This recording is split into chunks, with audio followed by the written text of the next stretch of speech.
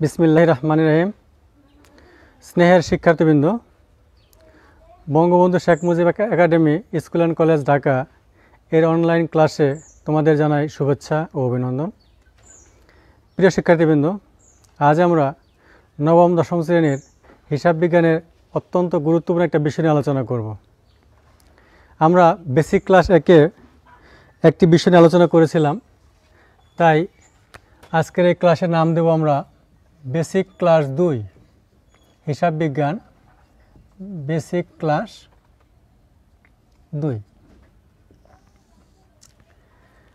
আর আমাদের আজকের প্রশ্ন হচ্ছে আমাদের হিসাব সমীকরণ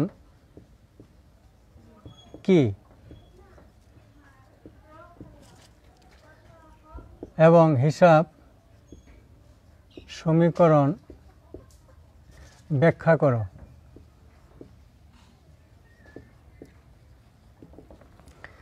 আমাদের বেসিক ক্লাস 1-এর ন্যায় বেসিক ক্লাস 2-এও একটি প্রশ্ন আমরা এখানে লিখলাম, অর্থাৎ হিসাব সমীকরণ কি, হিসাব সমীকরণ ব্যাখ্যা করো।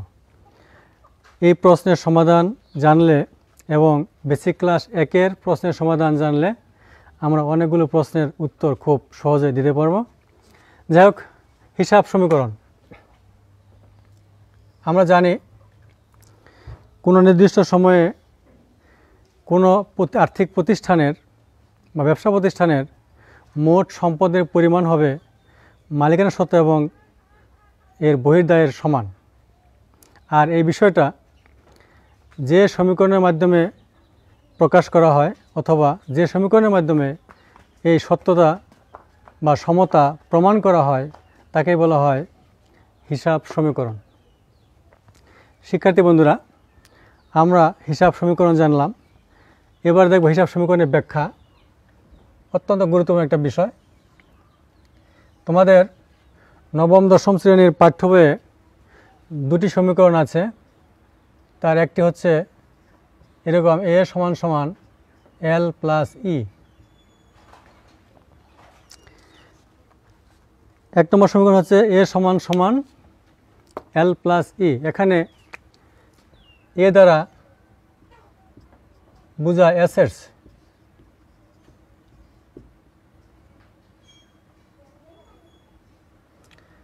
l দ্বারা বোঝায় লায়াবিলিটিস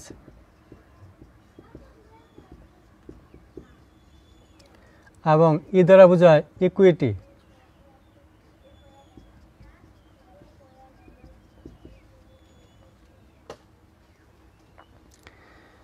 অর্থাৎ একটা নির্দিষ্ট সময়ে কারবারের মোট সম্পদ হবে দায় এবং মালিকানা সত্ত্বের সমান। এখানে এ সমান সমান অ্যাসেটস অর্থাৎ সম্পদ, এল সমান সমান লায়াবিলিটিস অর্থাৎ দায়, ই সমান সমান ইকুইটি অর্থাৎ মালিকানা সত্ত্ব। এখন এই সম্পদ সমান সমান দায় যোগ মালিকানা সত্ত্ব, আমাদের এই বিষয়টা ভালোভাবে বুঝতে হবে। সম্পদ জিনিসটা কি আমরা আগেও জেনেছি। সম্পদ হচ্ছে কোনো কারবারের বা ব্যবসা প্রতিষ্ঠানের ওই সকল পরিসম্পদ যা প্রতিষ্ঠানের আয় বৃদ্ধিতে অথবা মুনাফা অর্জনে সহযোগিতা করে। আর মোট সম্পদের পরিমাণ হবে দায় এবং মালিকানা সত্ত্বের সমান। এখানে মালিকানা সত্ত্ব হচ্ছে কারবারের মোট সম্পত্তির উপর মালিকের যে দাবি বা অধিকার তাকে বলা হয় মালিকানা সত্ত্ব। আর দায় কারবারের মোট সম্পদ থেকে মালিকের দাবি বা অধিকার বাদ দিলে তৃতীয় পক্ষের যে দাবি পাওয়া যায় তাই হচ্ছে দায়। আমরা 1 নম্বর সমীকরণের ব্যাখ্যাকরণ শিখলাম। এবার আমি দেখাবো তোমাদের 2 নম্বর সমীকরণ। 2 নম্বর সমীকরণ হচ্ছে এরকম, a সমান সমান l প্লাস সি প্লাস আর মাইনাস ex মাইনাস ডি। শিক্ষার্থী বন্ধুরা, 1 নম্বর সমীকরণের a সমান সমান l, এখানেও a সমান সমান l, এই অংশ আমাদের হয়ে গেল। আর 1 নম্বর সমীকরণ ছিল ই, আর 2 নম্বর সমীকরণে ই এর পরিবর্তে এইটুকুন এসছে, অর্থাৎ সি প্লাস আর মাইনাস এক্স মাইনাস ডি। তাহলে শুধু এটুকুর আলোচনা করলেই পুরোটা আলোচনা করা হয়ে যাবে। এখানে সি বলতে আমরা কি বুঝি? সি হচ্ছে ক্যাপিটাল, আর দ্বারা বোঝায় রেভিনিউ এবং এক্স দ্বারা বোঝায় এক্সপেন্সেস, ডি দ্বারা বোঝায় ড্রয়িংস। অর্থাৎ ই সমান সমান সি প্লাস আর মাইনাস এক্স মাইনাস ডি। ই মানে হচ্ছে ইকুইটি অর্থাৎ মালিকানা সত্ত্ব। তাহলে আমরা দেখতে পারি এখানে আমরা একটা জিনিস খুব সুন্দরভাবে খেয়াল করলাম যে মালিকানা সত্ত্বের সাথে 1, 2, 3, 4 এই 4টি বিষয় জড়িত। আমাদের অনেক সময় নৈর্ভিত্তিক প্রশ্নে থাকে মালিকানা সত্ত্বকে কয়টি উপাদান প্রভাবিত করে? উত্তর হবে 4টি। এই হলো আমাদের হিসাব সমীকরণের ব্যাখ্যা।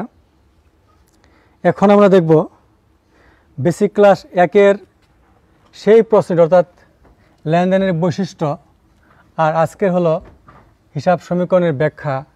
এই দুটি প্রশ্নের আলোকে আমরা কী ধরনের প্রশ্নের উত্তর খুব সহজেই দিতে পারি।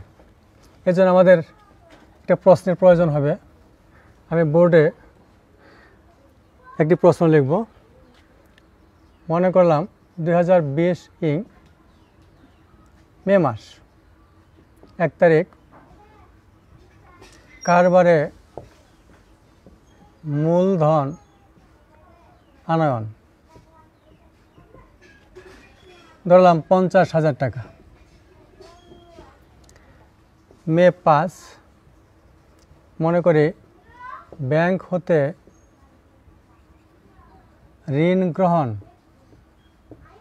20,000 টাকা।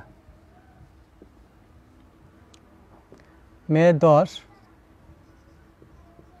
ধারে বিক্রয় ধরলাম 10,000 টাকা। 20 তারিখ ধারে ক্রয় মনে করি 5,000 টাকা এবং 25 তারিখ ম্যানেজার নিয়োগ মাসিক 5,000 টাকা বেতনে। আমরা যদি বোর্ডের এই অংশকে একটা উদ্দীপকের অংশ হিসেবে ভাবি, তাহলে আমাদের বেসিক ক্লাস 1 এবং বেসিক ক্লাস 2-এর যে দুটি প্রশ্ন ছিল তার আলোকে কিছু সৃজনশীল প্রশ্নের খ অথবা গ, মনে করি খ অংশে বলা আছে এরকম লেনদেনগুলো চিহ্নিত করে তার কারণ সমীকরণ পদ্ধতিতে ব্যাখ্যা করো। একটা প্রশ্ন, অর্থাৎ লেনদেন কিনা সমীকরণ পদ্ধতিতে তার কারণ ব্যাখ্যা করো, এটা আমাদের একটা প্রশ্ন। এর সমাধান কেমন হবে? তাহলে আমি লিখব সমীকরণ পদ্ধতিতে লেনদেনের ব্যাখ্যা। এর মার্কস হলো 4। তাহলে সমাধান আমরা আসব, আর সমাধান এই উদ্দীপকের আলোকে করব। আর আমাদের কিন্তু মাথায় রাখতে হবে বেসিক ক্লাস 1 এবং 2-এর সেই দুইটা প্রশ্ন। তাহলে আমরা এখানে লিখব সমাধানটা করি। খ সমাধান লিখব সমীকরণ পদ্ধতিতে লেনদেনের কারণ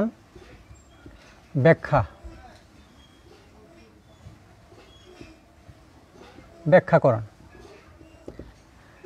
লেখাটা বিভিন্নভাবে লেখা যায়। এবার একটা ছক আমরা আঁকি। প্রথম হচ্ছে তারিখ, লেনদেন কিনা,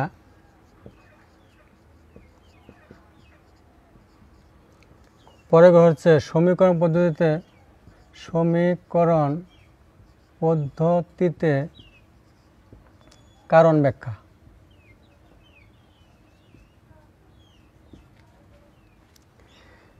এ হলো আমাদের ছক।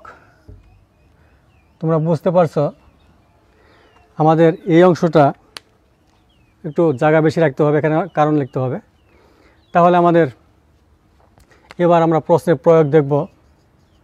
বিশিং মেয়াক কারবারে মূলধন আনয়ন।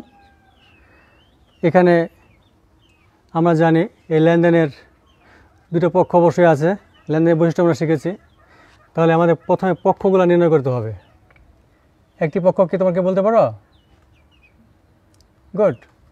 একটা হচ্ছে নগদান হিসাবে একটা পক্ষ, আরেকটা হচ্ছে মূলধন। নগদান অর্থাৎ এটা সম্পদ, এ নির্দেশ করে। আর মূলধন এটা ক্যাপিটাল সি নির্দেশ করে। আর সি এর সাথে কার সম্পর্ক তোমাদের মনে আছে? ই। তাহলে আমরা এখানে খেয়াল করব, বিষয়টা আমি এখানে আবার লিখে নিচ্ছি, তোমাদের বুঝতে সুবিধা হবে। ই সমান সমান সি প্লাস আর minus E x minus D. তাহলে সি মূলধন হিসাব সি দ্বারা ই নির্দেশ করে আমরা এখানে লিখলাম ই। এখন খেয়াল করতে হবে, এই দুটো পক্ষ নির্ণয় করার পর আমাকে ভাবতে হবে কারবারে মূলধন আনয়নের ফলে এখানে এ অবশ্যই বৃদ্ধি পাচ্ছে, নগদ টাকা কারবারে আসতেছে, তাহলে ই বৃদ্ধি হবে। আর মূলধন দ্বারা মালিকানা সত্ত্ব অর্থাৎ ইকুইটি বৃদ্ধি বোঝায়, এটাও গুড, বৃদ্ধি হবে। তাহলে এখানে লিখব লেনদেন। আর ব্যাখ্যায় আমরা লিখতে পারি ইহার দ্বারা হিসাব সমীকরণ এ সমান সমান এল প্লাস ই এর কী হয়েছে? এও বৃদ্ধি পেয়েছে, ইও বৃদ্ধি পেয়েছে। আমরা একবার লিখতে পারি এর এ এবং ই উভয়ই বৃদ্ধি পেয়েছে। গুড, বৃদ্ধি পেয়েছে। তাহলে 1 তারিখের কাজ শেষ হয়ে গেল। এবার 5 তারিখ, এখানে লিখব আমরা 5 তারিখ। একইভাবে ব্যাংক থেকে ঋণ গ্রহণ, এর দুটি হিসাব খাতের নাম তোমাকে বলতে পারো? হ্যাঁ, গুড। একটি হচ্ছে নগদান হিসাব, আরেকটি হচ্ছে ব্যাংক ঋণ হিসাব।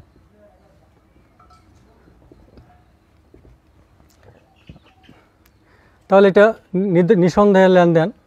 আমরা এখানে লিখব লেনদেন। খেয়াল করতে হবে এখানেও নগদান হিসাব দ্বারা সম্পদকে বোঝায়, তাহলে আমাদের এ।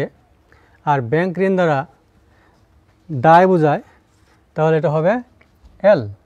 এবার আমরা খেয়াল করি ব্যাংক থেকে ঋণ গ্রহণের ফলে আমাদের প্রতিষ্ঠানে নগদ অর্থের আগমন ঘটবে, তাহলে এ বৃদ্ধি পাবে। আবার ব্যাংক ঋণ দ্বারা একটা নতুন দায় সৃষ্টি হবে, অর্থাৎ এলও বৃদ্ধি পাবে। তো আমরা এখানে লিখতে পারি, লেখাটা খুবই সহজ, ইহার দ্বারা হিসাব সমীকরণ এ সমান সমান এল প্লাস ই এর এ এবং এল উভয়ই বৃদ্ধি পেয়েছে। গুড, বৃদ্ধি পেয়েছে। তার মধ্যে 5 তারিখের কাজ শেষ হয়ে গেল। এবার 10 তারিখ, ধারে বিক্রয়। এর দুটি হিসাব খাত অর্থাৎ লেনদেনের অন্যতম বৈশিষ্ট্য হচ্ছে দ্বৈত সত্তা, সে আলোকে আমরা এখানে চিন্তা করব এর দুটি হিসাব খাত কি হবে? আমরা গত ক্লাসে বলেছিলাম ধারে বিক্রয় যেখানে দেনাদার সেখানে, তাহলে এর একটি পক্ষ হচ্ছে বা হিসাব খাত হচ্ছে দেনাদার, দেনাদার হিসাব। আরেকটা হচ্ছে বিক্রয় নিজেই, বিক্রয় হিসাব। এবার দেনাদার, আমরা জানি দেনাদার হচ্ছে আমাদের কাছ থেকে আর্থিক সুবিধা গ্রহণকারী কোনো ব্যক্তি বা প্রতিষ্ঠান, তাদের নিকট থেকে টাকা পাওয়া যাবে, এটা অবশ্যই সম্পদ, তাহলে এখানে এ।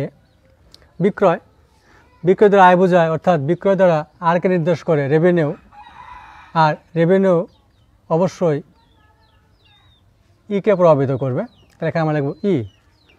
এখানে আমরা খেয়াল করি ধারে বিক্রয়ের ফলে আমাদের এ অর্থাৎ একটা সম্পদ সৃষ্টি হচ্ছে, এটা এ বৃদ্ধি।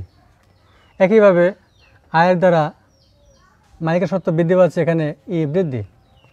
10 তারিখ তাহলে এখানে লিখব লেনদেন, ঠিক আছে। এখানে লিখব ইহা দ্বারা হিসাব সমীকরণ এ সমান সমান এল প্লাস ই এর এ এবং ই উভয়ই বৃদ্ধি পেয়েছে। তাহলে আমাদের 10 তারিখের কাজ শেষ হয়ে গেল। এবার 20 তারিখ ধারে ক্রয়, একই রকম ধারে বিক্রয় থাকলে যেমন দেনাদার হয়, ধারে ক্রয় থাকলেও একটি পক্ষ হবে পাওনাদার, তাহলে এখানে হবে পাওনাদার, আরেকটি হচ্ছে ক্রয়। পাওনাদার দ্বারা গুড দায় বোঝায় এল, আর ক্রয় দ্বারা ব্যয় বোঝায় ইএক্স, তার মানে ই। এখন আমরা খেয়াল করি ডাইরেক্ট ক্রয়ের ফলে একটা পাওনাদার সৃষ্টি হচ্ছে, অর্থাৎ এল বৃদ্ধি পাচ্ছে। অন্যদিকে ক্রয়ের দ্বারা ইএক্স বোঝায়, আর ইএক্স দ্বারা অবশ্যই মালিকের সত্ত্ব হ্রাস পাবে, যেহেতু এখানে মাইনাস আছে, তাহলে এখানে মাইনাস হবে। তাহলে এখানে লিখব আগের মতোই লেনদেন, আর এখানে লিখব ইহা দ্বারা হিসাব সমীকরণ এ সমান সমান এল প্লাস ই এর কী হয়েছে?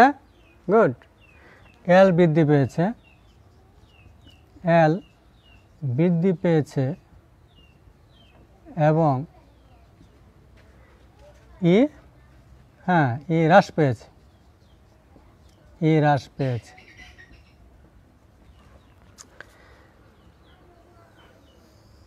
এবার 20 তারিখ দেখলাম, 25 তারিখ আমি এখানে লিখব 25 তারিখ। খেয়াল করি আমরা ম্যানেজার নিয়োগ, তাকে বলা হয়েছে মাসে 5,000 টাকা বেতন দেওয়া হবে। এটা লেনদেনের বৈশিষ্ট্যের মধ্যে যদি আমরা খেয়াল করি, তাহলে ম্যানেজার নিয়োগ দ্বারা কোনো টাকা পয়সার আদান প্রদান বোঝায় না, এটা লেনদেন হবে না। তাহলে আমি এখানে লিখব লেনদেন নয়, লেনদেন নয়।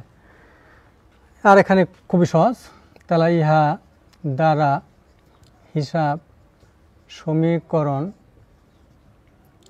এ সমান সমান এল প্লাস ই এর উপাদানে প্রভাব বিস্তার করেনি। এটা নিজের মতো লিখলে চলবে, তোমার নিজস্বভাবে তুমি লিখবে। তাহলে আমরা এতক্ষণ খুব সহজেই 4 নম্বর একটা প্রশ্নের উত্তর শেষ করলাম। শিক্ষার্থী বন্ধুরা, আমরা মনে করি এই উদ্দীপকের গ অংশে কিছু প্রশ্ন আছে, তার সমাধান আমরা করব। তার আগে আমাদের বোর্ডটা মুছে নিতে হবে। শিক্ষার্থী বন্ধুরা, আমার ক্লাস তোমরা অবশ্যই খাতা কলম নিয়ে দেখবে, অবশ্যই নোট করবে, মাঝে মাঝে নোট পড়বে। আশা রাখি তোমরা অনেক বেশি লাভবান হবে। আর ক্লাস বেশি বেশি ফলো করবে,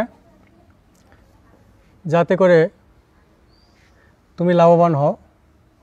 সেই সাথে তুমি তোমার বন্ধুবান্ধবকে ক্লাস দেখার জন্য অনুপ্রাণিত করবে, যাতে তারাও লাভবান হতে পারে। যাই হোক, মনে করলাম আমাদের এটুকুন প্রশ্ন, তো আমি একটু ঘুরে নিচ্ছি, এটুকুন রাখলাম, নিচেরটুকুন মুছলাম। মনে করে 10 তারিখে আছে এখন ধারে ক্রয় 5,000 টাকা, এটা আগে লিখলাম। তারপরে ছিল ধারে বিক্রয়, এটা পরে লিখলাম, একটা কারণ অবশ্যই আছে। মনে করি 10,000 টাকা। শিক্ষার্থী বন্ধুরা, আমরা আগের উদ্দীপকের আলোকে একটা প্রশ্নের সমাধান আমরা করেছি। এখন উদ্দীপক আবার এটাকে চিন্তা করতে হবে। এই উদ্দীপকের আলোকে গ অংশের অর্থাৎ 4 নম্বরের আরেকটি প্রশ্নের উত্তর আমরা শিখব। গ অংশে প্রশ্ন মনে হয় ধরলাম এভাবে আছে যে বিবরণী ছকে লেনদেনের প্রভাব দেখাও। লেনদেনের প্রভাব দেখাও।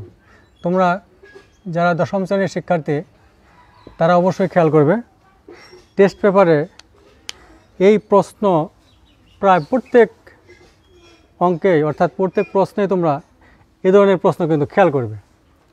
তারপর মনে করি এরকম আছে, লেনদেনগুলো দ্বারা দেখাও যে এ সমান সমান এল প্লাস এ, এটা একটা প্রশ্ন। আবার মনে করো এরকম, লেনদেনগুলো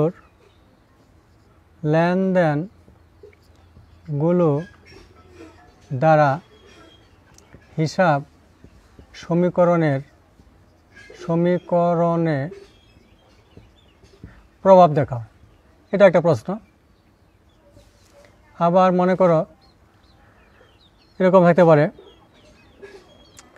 প্রতিষ্ঠানের অর্থাৎ আর্থিক অবস্থার উপর লেনদেনের প্রভাব দেখাও।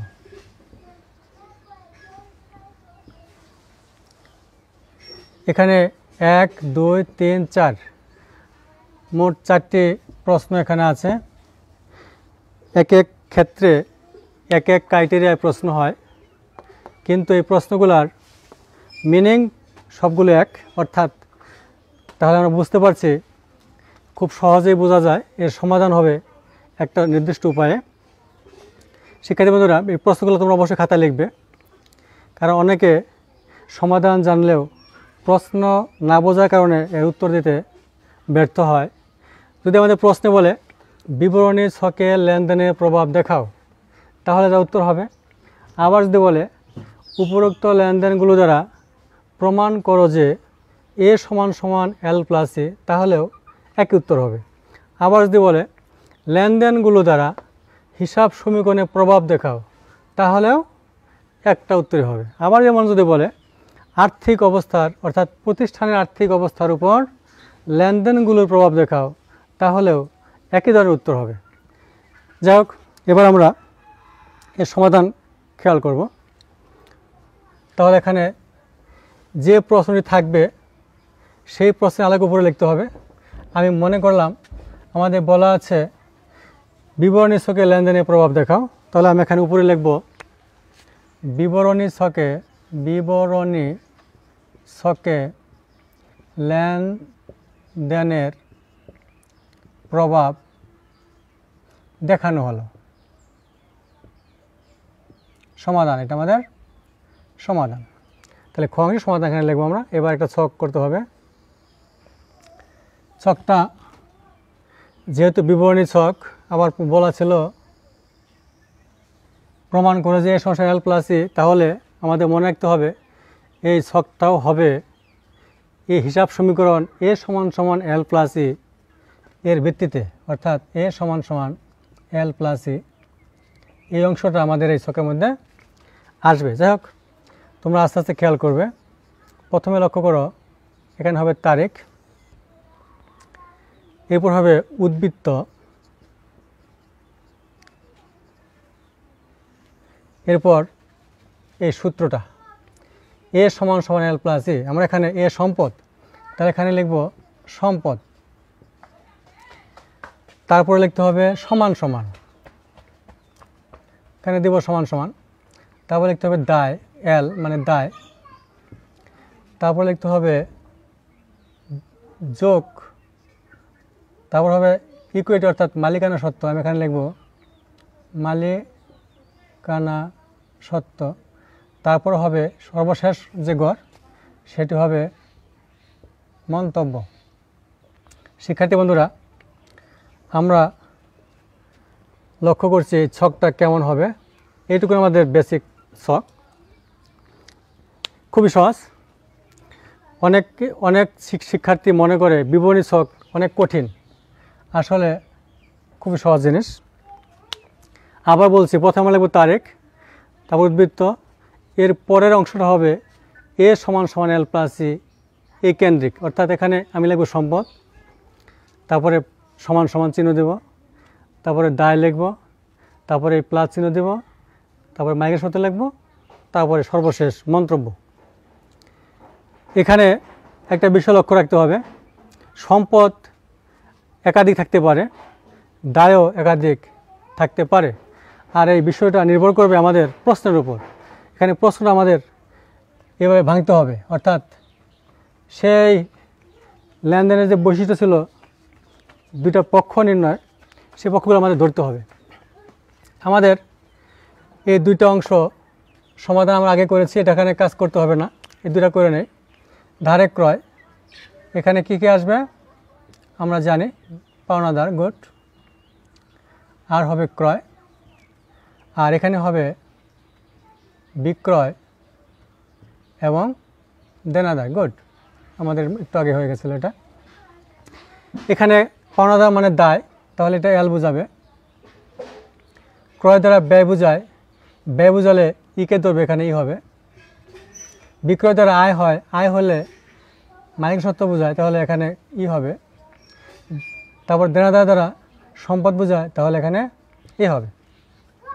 শিক্ষার্থী বন্ধুরা, আমরা আগেই বলেছি সম্পদ এখানে কয়টা হবে তা নির্ভর করবে প্রশ্নের উপর। এবার আমরা প্রশ্ন খেয়াল করি, এখানে একটা আছে নগদান সম্পদ, তারপর আরেকটি আছে দেনাদার সম্পদ, অর্থাৎ আমাদের এই অঙ্কে দুটো সম্পদ হবে। তাহলে আমরা এই কলামটাকে, ঘরটাকে দুটি কলামে ভাগ করব। এখানে লিখব নগদ, এখানে লিখব দেনাদার বা প্রাপ্য হিসাব লিখলেও চলে। তারপর আমরা খেয়াল করি, এবার দায় একই রকম, দায় ব্যাংক ঋণ একটা দায়, পাওনাদার একটা দায়, আর দায় নাই, তাহলে আমাদের দায়ও দুটো হবে। সুতরাং এখানেও একটি কলাম করতে হবে। আমি এখানে লিখতে পারি ব্যাংক ঋণ, আরেকটি হচ্ছে পাওনাদার। তাহলে আমাদের ছকের কাজ শেষ হলো। এবার পোস্টিং দেওয়ার কাজ। তাহলে আমি এখানে লিখব আগের মতোই তারিখ, মাসের নাম মে 1। শুধুমাত্র এইটুকুন যে বুঝবে, ছকটুকুন যে বুঝবে, সে খুব সহজেই পোস্টিং দিতে পারবে। এইটুকুনি আসল কাজ, পোস্টিংটা খুবই সহজ। এখন আমরা খেয়াল করি নগদ অর্থ আনয়ন, তাহলে আমাদের নগদ টাকা বাড়বে, নগদ টাকা বাড়বে, অর্থাৎ টাকাটা নগদের ঘরে বসবে, বসালাম। একইভাবে মালিকানা সত্ত্ব বাড়বে, তাহলে টাকাটা মালিকানা সত্ত্বের ঘরে বসবে। এইটুকুনি কাজ, খুবই সহজ। আবার খেয়াল করি, যেহেতু এখানে নগদ টাকা বৃদ্ধি পেয়েছিল, তাহলে নগদ টাকার ঘরে টাকাটা বসবে সম্পদের দিকে, আর মূলধন দ্বারা মালিকানা সত্ত্ব বৃদ্ধি পেয়েছিল, তাহলে মালিকানা সত্ত্বের ঘরে টাকাটা বসবে। এবার এই বরাবর একটা দাগ দিতে হবে,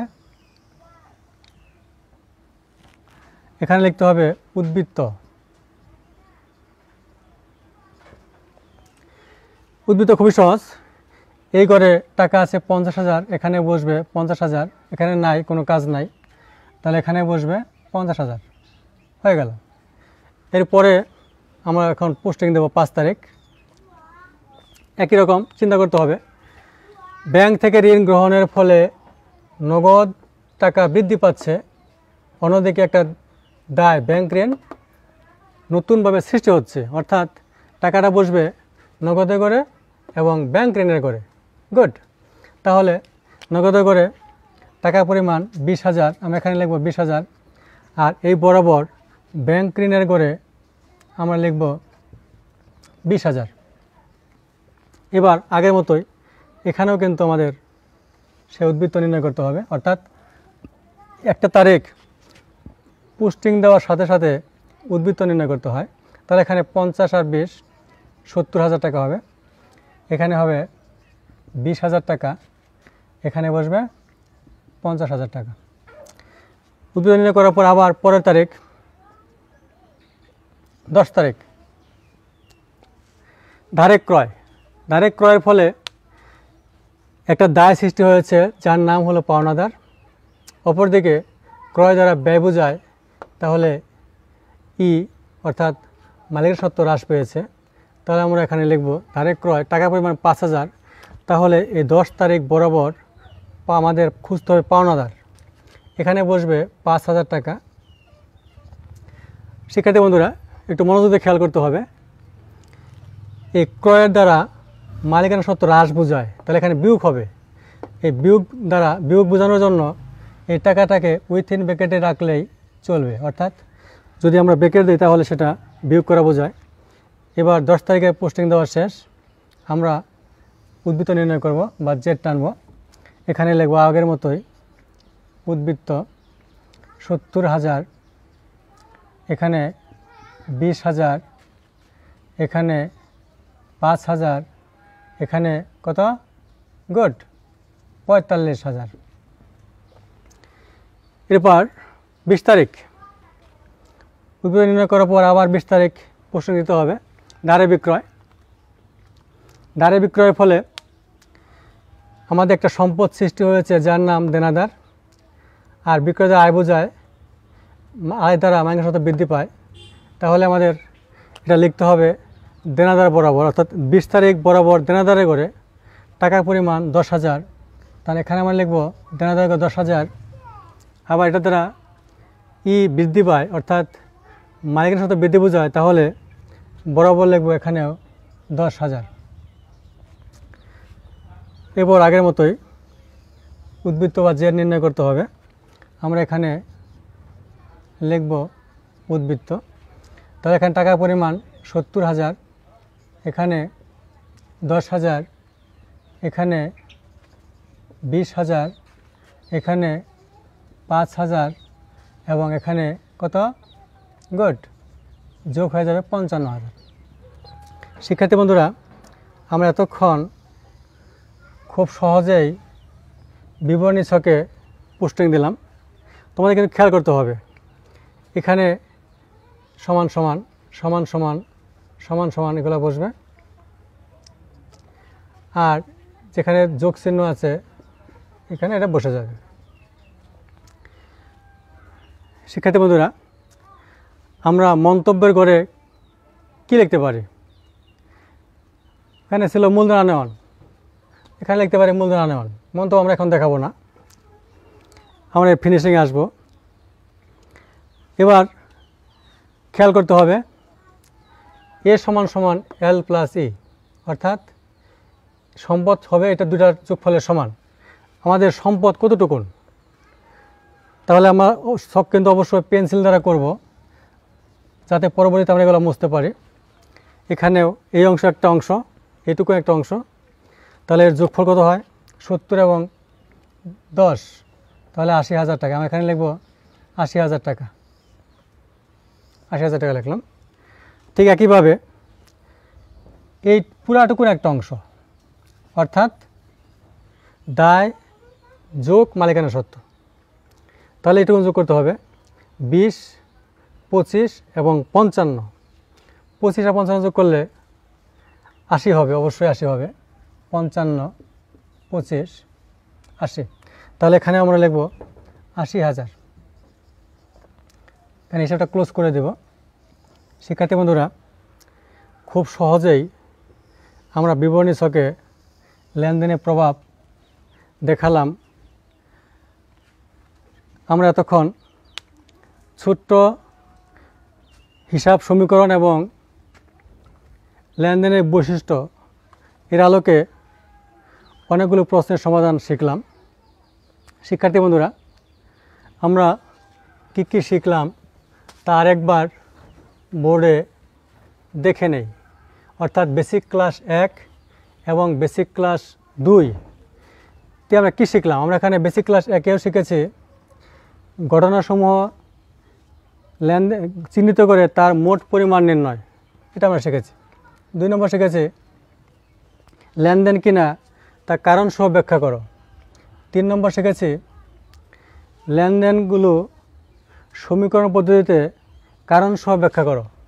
4 নম্বর আমরা শিখলাম বিবরণী ছকে লেনদেনের প্রভাব দেখাও। আবার এখানে আর প্রশ্ন আছে একই রকম, দেখাও যে এ সমান সমান এল প্লাস ই, অথবা লেনদেনের প্রভাব সমীকরণের মাধ্যমে দেখাও, অথবা কারবারের আর্থিক অবস্থার উপর লেনদেনের প্রভাব দেখাও। আমরা অলরেডি অনেকগুলো প্রশ্নের সমাধান ইতিমধ্যে বেসিক ক্লাস 1 এবং 2-এ করেছি। আমরা পরবর্তীতে আরও অনেক প্রশ্নের সমাধান শিখব। শিক্ষার্থী বন্ধুরা, তোমরা অবশ্যই বেসিক ক্লাসগুলোর গুরুত্ব বুঝবে। তাই এই বেসিক ক্লাস 1 এবং বেসিক ক্লাস 2 তোমরা নিজেরা বারবার দেখবে, তোমার পাঠ্য বইয়ের সহযোগিতা নিয়ে নোট করবে, তোমার বন্ধুবান্ধবকে এই বিষয়টা, এই ক্লাসগুলো দেখার জন্য আমন্ত্রণ জানাবে। তোমরা সবাই সুস্থ থাকো, ভালো থাকো, এই প্রত্যাশা রেখে আজ এখানেই শেষ করছি। আল্লাহ হাফেজ।